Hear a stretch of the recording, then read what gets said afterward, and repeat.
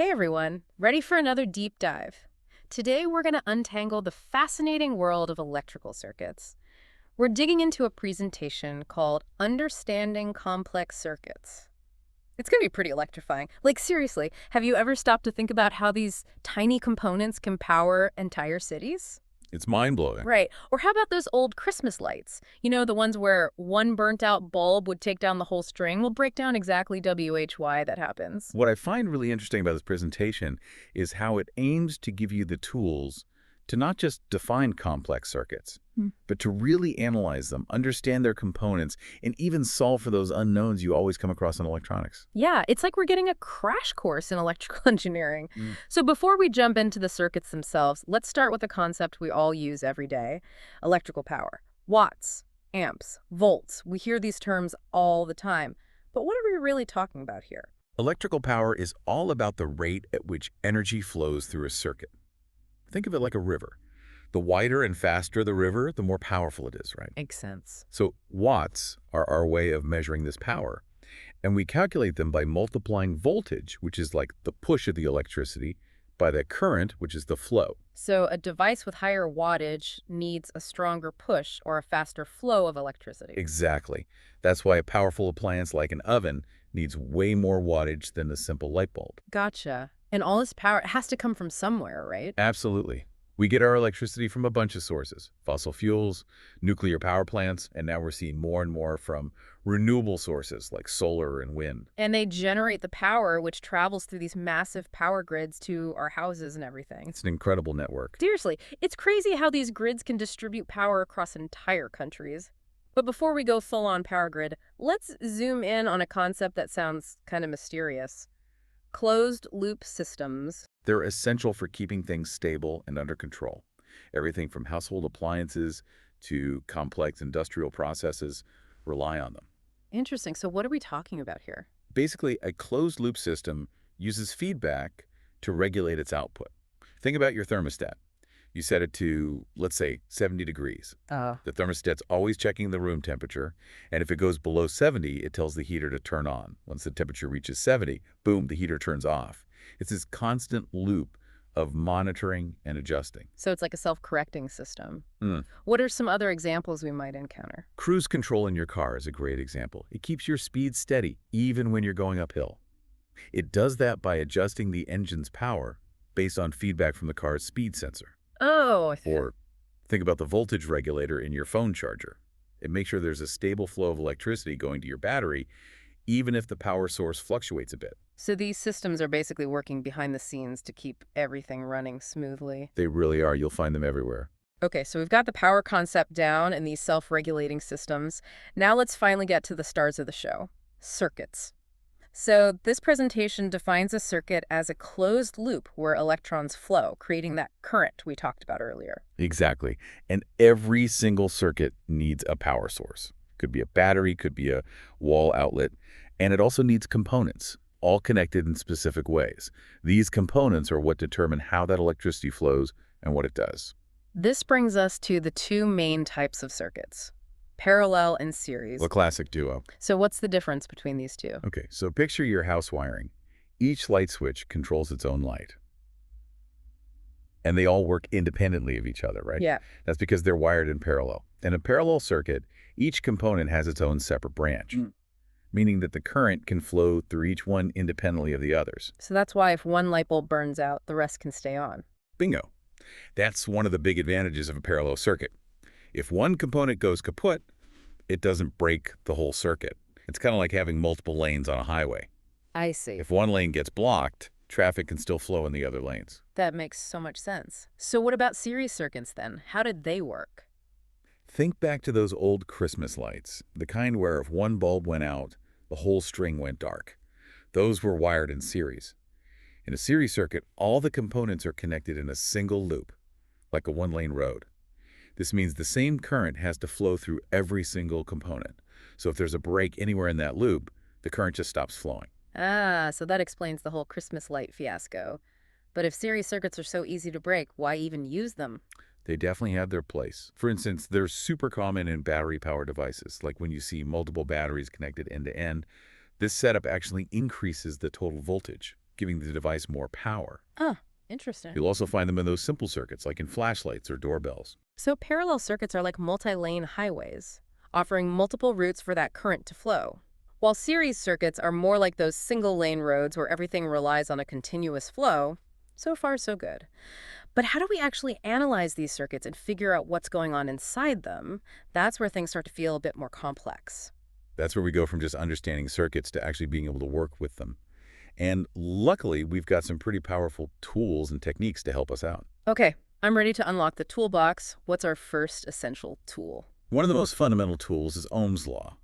It's a simple equation that describes the relationship between voltage, current, and resistance. Remember that river analogy? Yeah, the wider and faster the river, the more powerful. Exactly. Well, voltage is like the water pressure. Current is like the flow rate.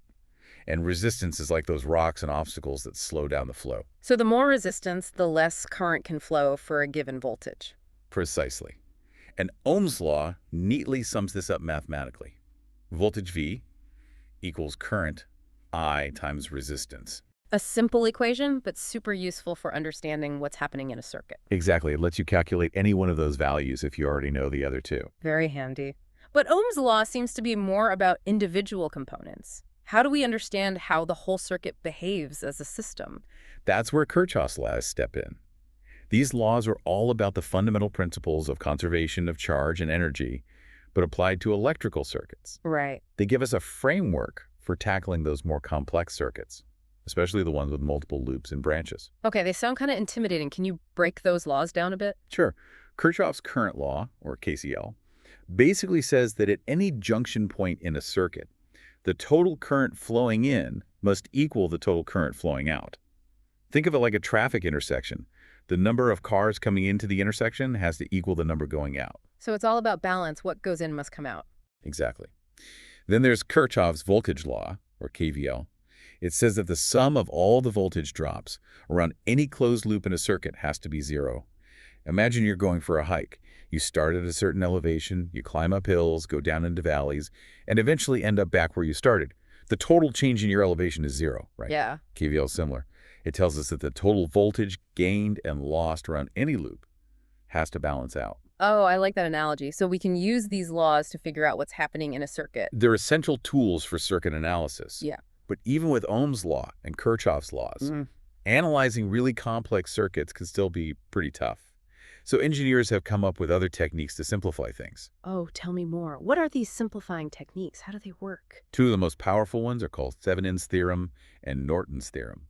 They basically let us replace a really complicated network of components within a circuit with a much simpler equivalent circuit. So it's like taking a shortcut through a maze? Kind of. And the amazing thing is that these simpler circuits act exactly the same way as the original complex circuit, at specific points, that is, which means we can just analyze the simple one and get the right answers for things like current, voltage, and power at those points in the original circuit without having to deal with all the complexity. That sounds incredibly useful. Can you give me an example of how these theorems would be used? Sure.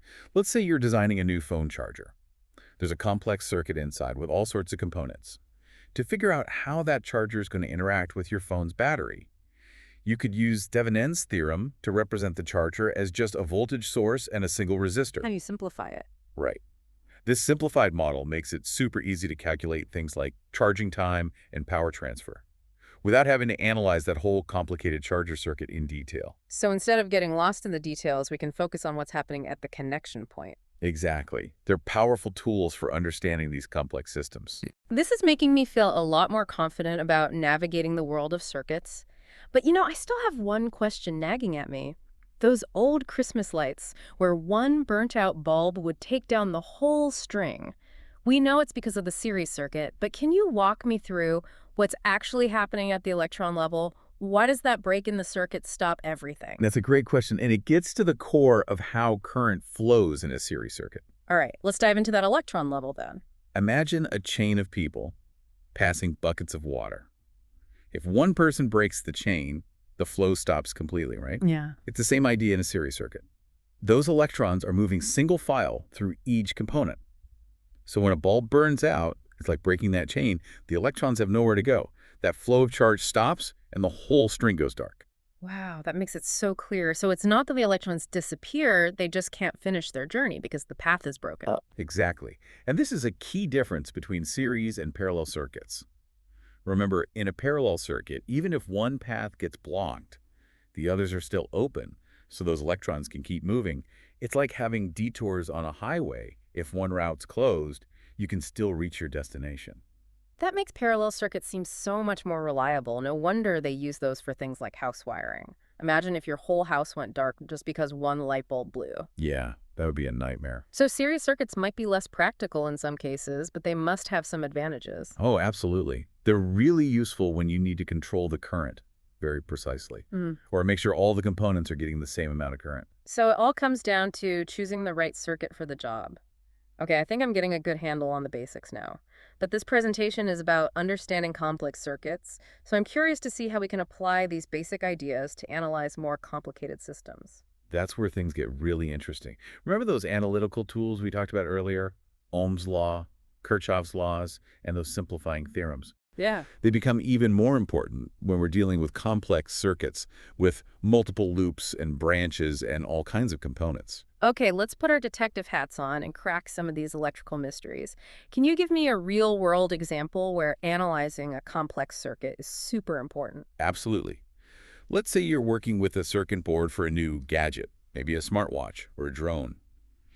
These things often have super intricate circuits with tons of components. And you need to make sure every part of that circuit is working correctly and that the power is being distributed efficiently. So we're talking about a situation where you can't just look at the circuit and immediately know what's going on. Exactly.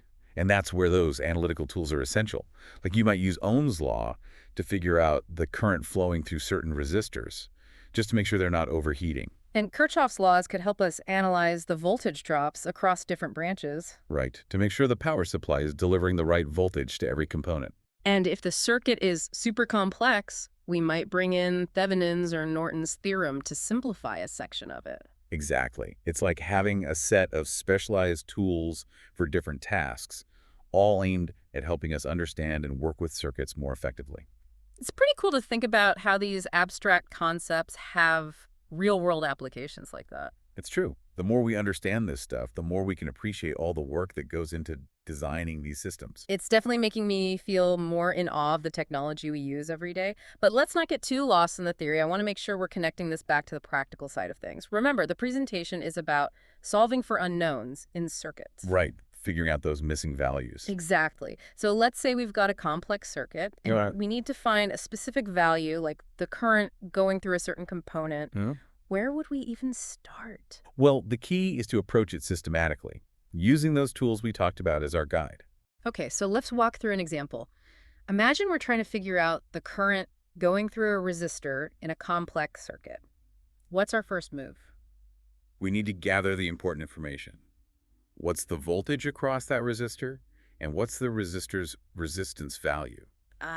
So we're back to Ohm's law. Voltage equals current times resistance.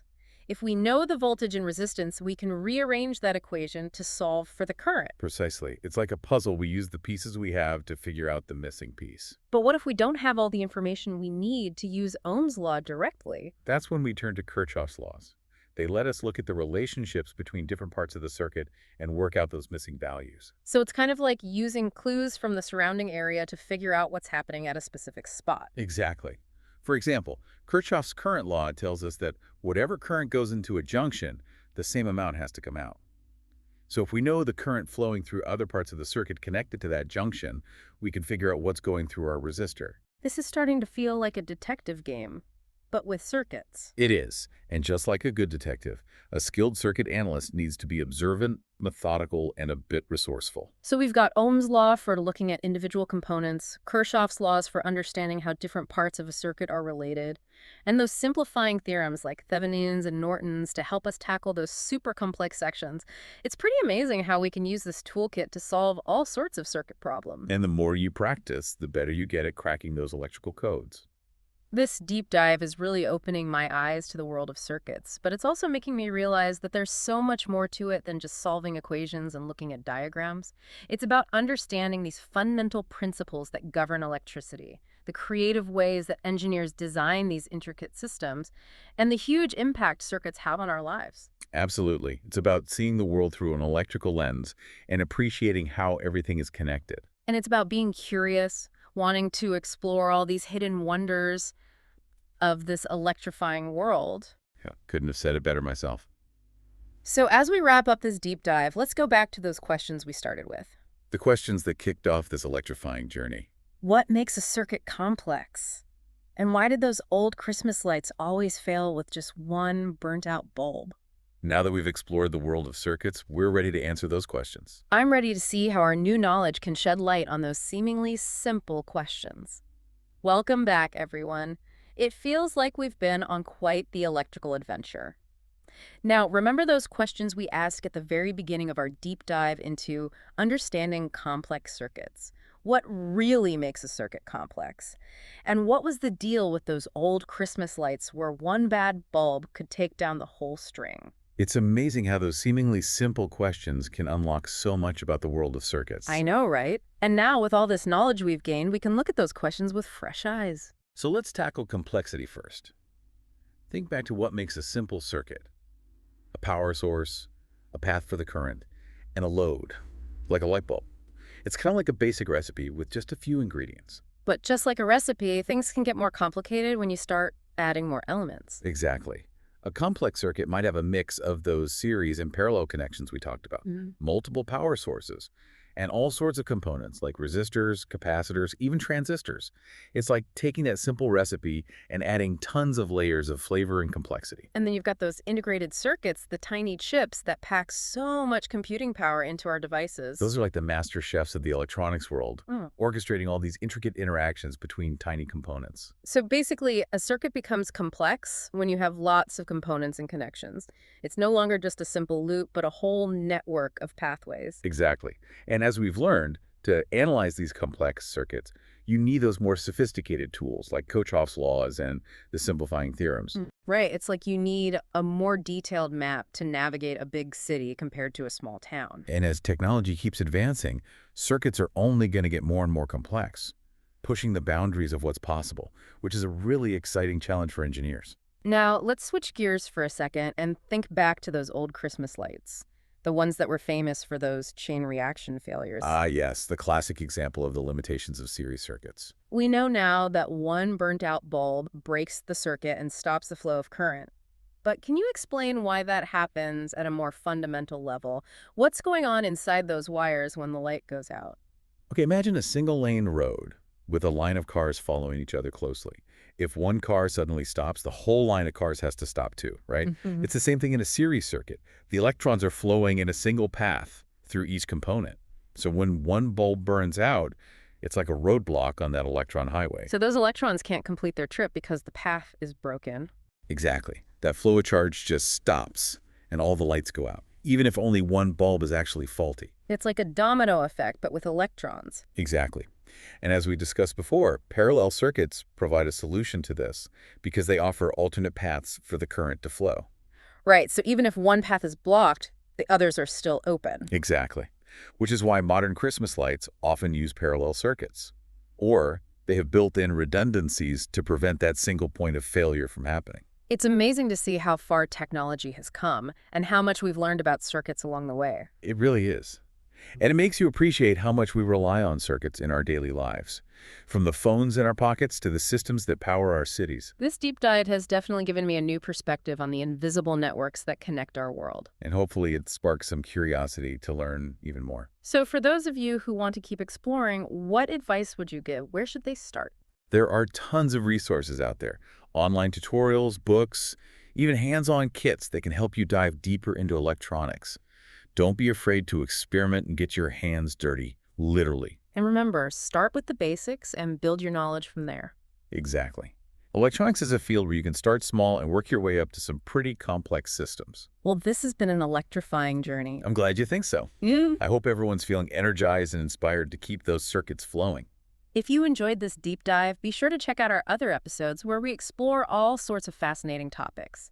And remember, the world is full of wonder and discovery, so keep exploring. Until next time, keep learning, keep experimenting, and keep that spark of curiosity alive.